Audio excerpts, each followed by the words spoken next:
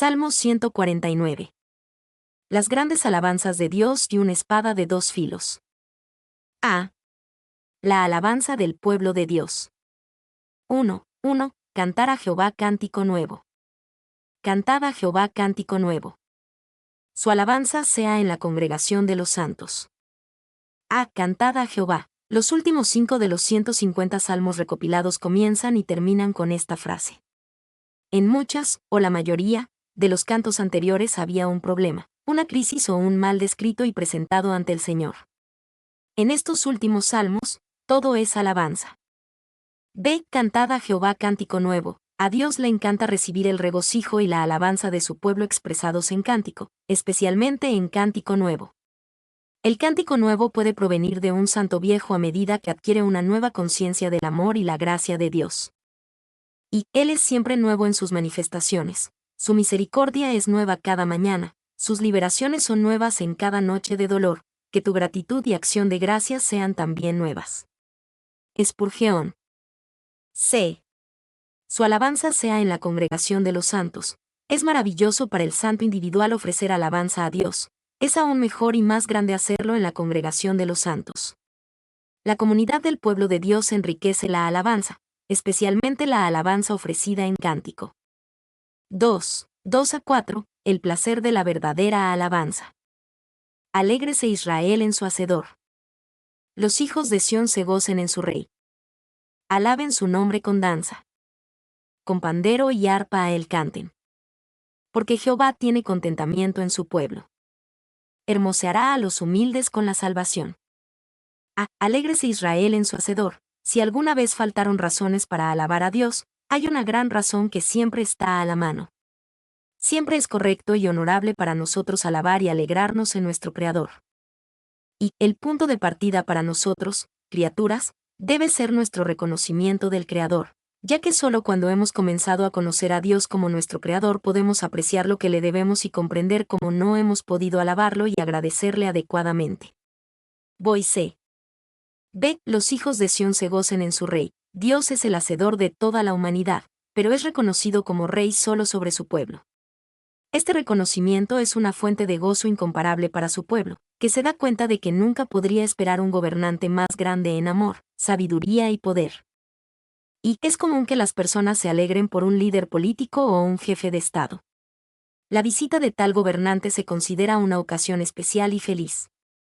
Los creyentes consideran que es algo especial y gozoso reconocer y disfrutar de la presencia de su Rey. 2. El verdadero esplendor de los reyes no radica en lo que su pueblo hace por ellos, sino en lo que ellos hacen por su pueblo, y en esto nuestro Señor supera a todos los príncipes que han existido. Spurgeon. Se alaben su nombre con danza. El gozo entre el pueblo de Dios en su Creador y Rey se evidenciaba por la danza, el canto y la música instrumental. Estas eran expresiones felices de gratitud, y muestran que Dios aprueba y fomenta tal felicidad entre su pueblo. Y Aram Hoak no estaba de acuerdo con la mayoría de las traducciones. Consideraba que la palabra hebrea aquí traducida como danza, machol, significa flauta o flauta musical, no danza. No conozco ningún lugar en la Biblia donde machol y machalat signifiquen danza de cualquier tipo. Constantemente significan algún tipo de flauta. D. Porque Jehová tiene contentamiento en su pueblo. Si Dios es tan rico en gracia y misericordia para tener contentamiento en su pueblo a pesar de todo su pecado y debilidad es motivo de gran regocijo. Y es la enseñanza constante de las Escrituras que podemos agradar a Dios. Este fue el testimonio que dio Enoc antes de su desplazamiento, y el apóstol, Pablo, nos exhorta a andar dignamente en el Señor, para todo agrado. Meyer. 2. Tal placer toma el rey de Sión en su pueblo, que ha elegido llegar a ser como uno de ellos, para participar de su carne y sangre. Orne. 3. ¿Qué hay en nosotros de lo que el Señor se complace? Nada, a menos que Él lo haya puesto allí. Si ve algo de belleza en nosotros, debe ser el reflejo de su propio rostro. Sin embargo, el texto todavía lo dice, y por lo tanto debe ser verdad, el Señor se complace en su pueblo. Spurgeon. Hermoseará a los humildes con la salvación. La mayoría de los grandes entre los hombres desprecian a los humildes y los dejan en su condición inferior. Dios resiste a los orgullosos, pero da gracia a los humildes. Santiago 4:6, 1 Pedro 5:5. Él embellece a los humildes con salvación. Y Dios no solo se interesa personalmente en cada paso del alma obediente, sino que también la embellece y la conduce de victoria en victoria. Meyer. 2. El requisito para recibir la ayuda de Jehová es la mansedumbre, y el efecto de esa ayuda en el alma humilde es adornarla con un extraño encanto. Maclaren. 13. Dios se complace en todos sus hijos, así como Jacob amó a todos sus hijos, pero los mansos son sus José, y sobre ellos pone la túnica de muchos colores, embelleciéndolos con paz, alegría, gozo, santidad e influencia. Spurgeon. B. El poder del pueblo de Dios. 1. 5-6. Prepararse para el conflicto. Regocíjense los santos por su gloria. Y canten aún sobre sus camas. Exalten a Dios con sus gargantas. Y espadas de 2 filos en sus manos. Regocíjense los santos por su gloria. El espíritu de la primera parte de este salmo continúa. Los santos están tan felices en la gloria de Dios que cantan aún sobre sus camas. Las horas de vigilia no les dan suficiente tiempo para expresar toda su alabanza y gozo a Dios, por lo que deben continuar sobre sus camas. Y esto nos recuerda que aunque los cánticos de alabanza son especialmente maravillosos entre la asamblea del pueblo de Dios, versículo 1, nunca deben restringirse a la asamblea. Es algo sagrado y maravilloso que los santos canten aún sobre sus camas. B. Exalten a Dios con sus gargantas, y espadas de 2 filos en sus manos. El pueblo de Dios es representado como listo para la batalla, equipado con 2 armas poderosas. Ellos exaltan a Dios, su adoración indica la lealtad y la entrega al Dios de cada victoria. En 2 Crónicas 20, 20-21, se obtuvo una gran victoria para el pueblo de Dios al entrar en la batalla con alabanza. Ellos llevan espadas de 2 filos en sus manos, lo que demuestra el uso de armas y medios prácticos y, en un sentido espiritual, la confianza en la palabra de Dios, que se describe como una espada de 2 filos, Apocalipsis 19:15, como más cortante que cualquier espada de 2 filos, Hebreos 4:12, y como la espada del Espíritu, Efesios 6:17. Y su alabanza no debe ser simplemente la del canto de palabras. También es hacer su voluntad. Mientras estén en su boca las alabanzas de Dios, tendrán en su mano una espada de 2 filos, con la cual llevarán a cabo sus propósitos entre los pueblos, los reyes y los nobles. Morgan.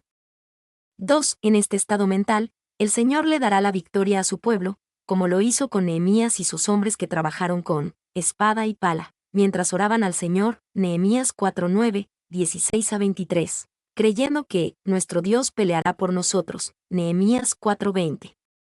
Van Gemeren. 3. Un dicho entre los estadounidenses vino de la Segunda Guerra Mundial: alabado sea el Señor y pasa las municiones. El Salmo 149, 6 tiene algo de esa idea. 4. La combinación de estos dos, la exaltación a Dios y la espada de 2 filos, habla espiritualmente a todos los líderes del pueblo de Dios. Las reuniones del pueblo de Dios deben sobresalir tanto en alabanza como en predicación de la palabra de Dios. Siempre debemos esforzarnos por tener excelentes alabanzas a Dios y un manejo correcto y agudo de la espada del Espíritu. La palabra de Dios es todo filo, de cualquier manera que lo veamos, asesta golpes mortales contra la falsedad y la maldad.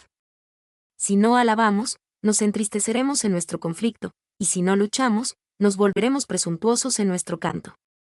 El versículo indica una feliz combinación del corista y el cruzado. Spurgeon.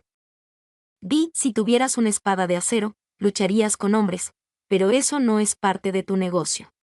No eres llamado a ese trabajo cruel, pero, como tienes la espada del Espíritu, avanza y alaba a Dios con el uso de esa espada de 2 filos que es la palabra de Dios. Spurgeon. 2. 7-9. La victoria del pueblo de Dios.